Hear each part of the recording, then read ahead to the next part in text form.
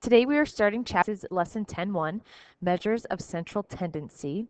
And you probably haven't done a lot with this for the last few years. And the thing about it is, most jobs and other things use data to make decisions.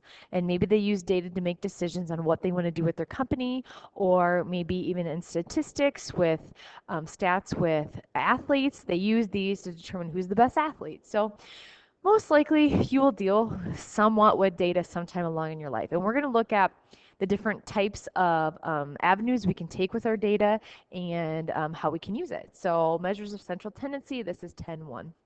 Two vocabulary words I have, and the first one is statistics. Statistics is the study of collecting, organizing, and interpreting data. I usually say data. Some people say data. So sorry if you don't like the way I say it, but data. You might have to take a statistics class in college. Statistics, like I said, have to do with stats and athletes. We use data to determine how we're going to move forward with some of our classes. We look at data, your STAR test data. We look at Iowa assessment data. We look at a ton of different data as teachers. And then the next vocabulary word I have is measures of central tendency. And this is a single value that summarizes a set of data. So if you have a whole bunch, a long list of things, you will probably most likely need to use a value that summarizes the set. And we're going to talk about different ways to do that. The first thing you must know, though, is when you're talking about measures of central tendency, you have to put the pieces of data in order. They have to be in order. If they're not in order, it's not going to be easy for you to see your highest and lowest point. It's not going to be easier for you to see your middle point. And so putting it in order is a very, very important thing. So as soon as you see a set of data, it has to be put in order. All right, so how's this going to work? We're going to talk about 4 different types of things that summarize data today. And the first one is mean. And I just made a chart so we could kind of just go across and we could see them all together. So mean is the average. And so for the mean, you would add up all data points. Oops. And then divide by the number of pieces of data. And we're going to talk about this a little more. So add up all the data points, and then you're going to divide by how many pieces there are. And this is going to tell you an average, points. There we go. And this is going to tell you an average. So a lot of times we'll use this for your grades. We'll add up all your possible points and how many points you have, and then divide to find your average. The median is the middle number. That's a pretty easy one. I remember median because middle point. I remember median because if you are a driver, most likely you're starting to drive, if there's a median in the middle of the road, it's in the middle. Usually the median is in the middle. That's how I remember it. Mode is the most often. The one that occurs the most often. I remember this because the word mode starts with mode, and so does most. Mode, most often. Range is something we'll talk about just shortly here, but we aren't going to come back to it till later on in a lesson. So range is the difference between the highest and lowest. So basically you take your highest data point, your lowest, and subtract them. Mean, average, median, middle, mode, most, range, difference. So let's talk about how we're going to find these. So the first thing it says find the mean, median, and mode in this set of data. It says the cost of computers. So the first thing I must do is I must put these in order. So I'm going to just kind of start doing that. I'm going to just kind of start moving them around. So let's see, I have 230, and then I have a 3, and then a 450. And then 490, and then 720. Okay, so I'm just going to start moving them up so I can see them a little easier. 450, 490, 672, 729. There, they are now in order. I have to order them. I usually always do it from least to greatest. Okay. So first thing is done. It's in order. Next thing I'm going to do is find the mean. Now remember the mean, I'm going to add them all together, and I'm going to divide by how many data pieces there are. So I'm going to quick take my calculator, and I'm going to add them all together.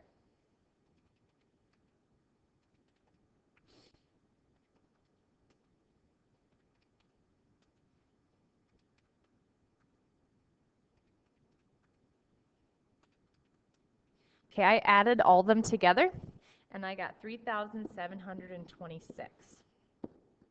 The next thing I'm going to do is I'm going to divide by how many pieces of data there are. So this is 1, 2, 3, 4, 5, 6, 7. There are 7 pieces of data there. So I'm going to take this number, I'm going to divide by 7. And I get a weird decimal, but I'm going to round to the nearest tenth. So it's about 532.30.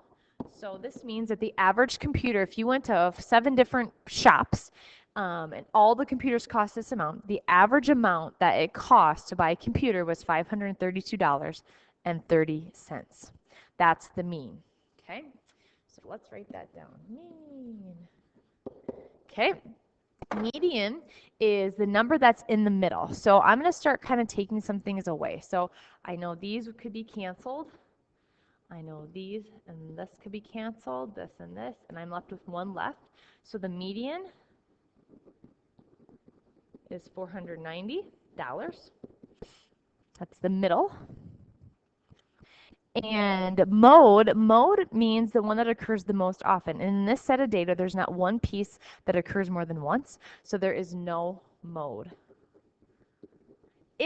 Let's say if I had another $230 in here, then the mode would be $230. But if I had another $230, that would change some of my data points. It'd probably change my mean, and it would probably change my median.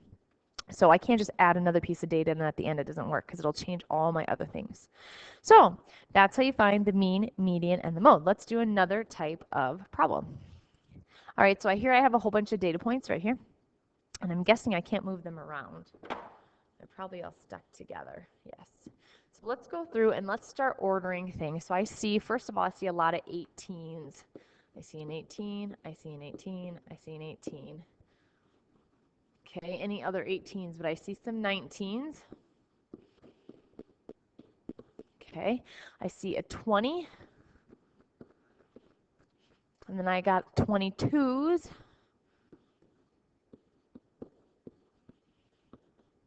And then I have a 23. I have a 25. And then I have 3 30s. 30, 30, 30, and a 31. Now I'm just going to count through to make sure I have all of mine. So there was 1, 2, 3, 4, 5, 6, 7, 8, 9, 10, 11, 12, 13, 14. And I have 1, 2, 3, 4, 5, 6, 7, 8, 9, 10, 11, 12, 13, 14 pieces of data. Perfect. All right, the first thing I'm going to do is I'm going to find the mean. And you can go ahead and try them yourself. You can go ahead and pause me and try yourself. So I'm going to go ahead and I'm going to start adding together.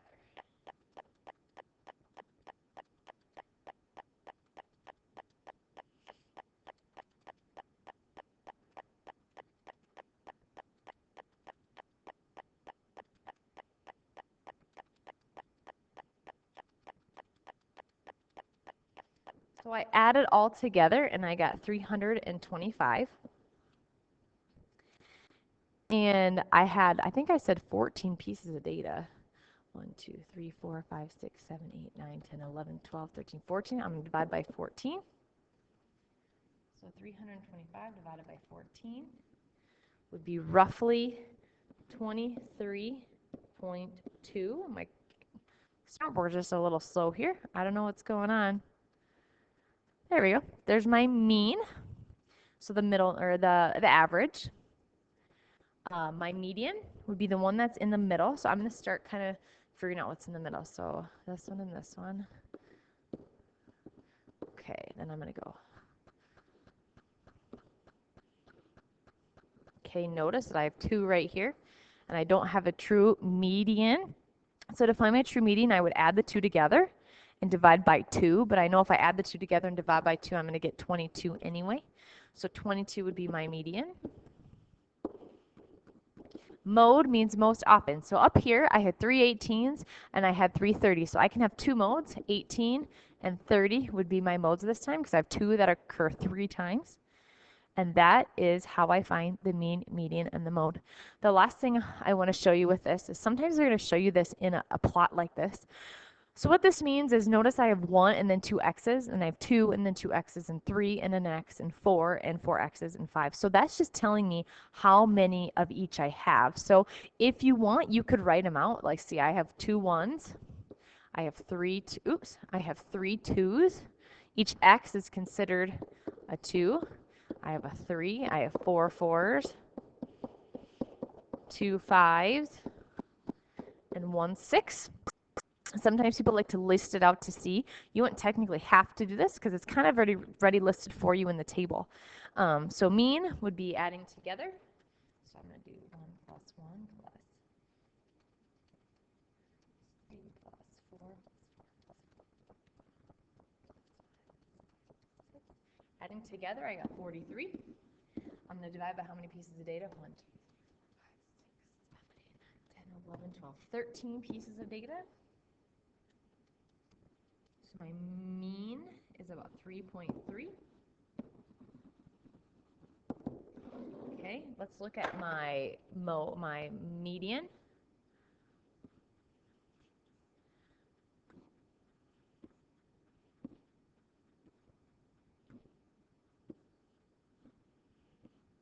My median is 4. And it's pretty easy to see where my most often one occurs, because if I look at the table, I can see 4 has more x's. So my mode is 4. All right, a few more things I want to discuss with you. So the last thing I have up here, it says, how do you know which measure to choose for your set of data, and how do you know which is appropriate? So you have to think about what's going on. So like before, if I went back to my computers and they wanted to advertise, and they wanted to advertise, what piece of data do you think they would use if they wanted to advertise? So if I go back here to my computer and they wanted to advertise their cost of computers, what piece of data do you think they would use to advertise? Well, I can't use the mode because there's no mode, but the mean is $532 and the median is $490. If I were to choose and I had to come up with an ad, or if they wanted to advertise and say, you know, our price of computers is about, I would probably use $490 because people want to pay less. So you have to kind of figure out what the situation is for your what your situation is, to figure out what you want, what piece of data you wanted to use. And I kind of have some good points here. Like median, you want to use, oh my gosh, come back. There we go. You want to use the mean when the data has no extreme value. So if there's not a really, really crazy number that's called an outlier, that's maybe you want to use the mean. A median, you maybe want to use that when it has extreme value, so maybe it does have an outlier, and that outlier would change your mean. It doesn't have any gaps. And mode, when it has many repeated numbers. So there's some times that you maybe want to use some of the things, and it depends on your situation. So for example, here's an example. My smartboard's all over the place.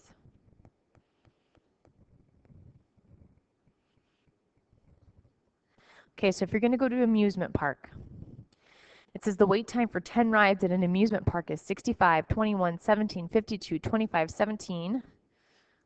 Oh my goodness, what's happening? 11, 22, 60, 44 minutes. They want to know if they should advertise the mean or the median to show the wait times for the rides. So probably a good idea to figure out what your median and your mean is by putting them in order first, of course. So smallest, I have 11. And then I have some 17s, 17, 17, and then 21, and 22, 25, and then let's see, I have a 44, 52, 60, and 65. So let me make sure I have everything.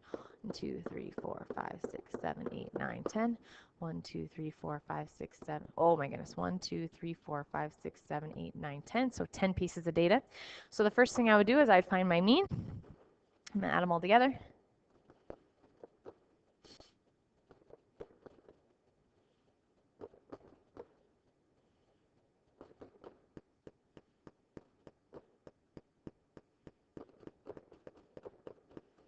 So I had 334. divided by 10. So that's going to be about 33.4 minutes. Okay, my median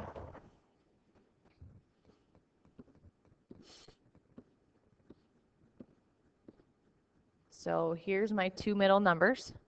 So I'm going to add those two together, 22 plus 25 divided by 2. So my median is 23.5. So if I had to advertise, I would advertise the median. The reason why is because you want to show you have less wait time at the rides compared to the other amusement park down the street. So figuring out what piece of data, what measure of central tendency works best for your situation could work out really good. So if you have any questions, let me know. It's basically just finding mean, median, and mode today, and if you can handle that, you can do today's lesson. So I will see you in class. Thanks for watching.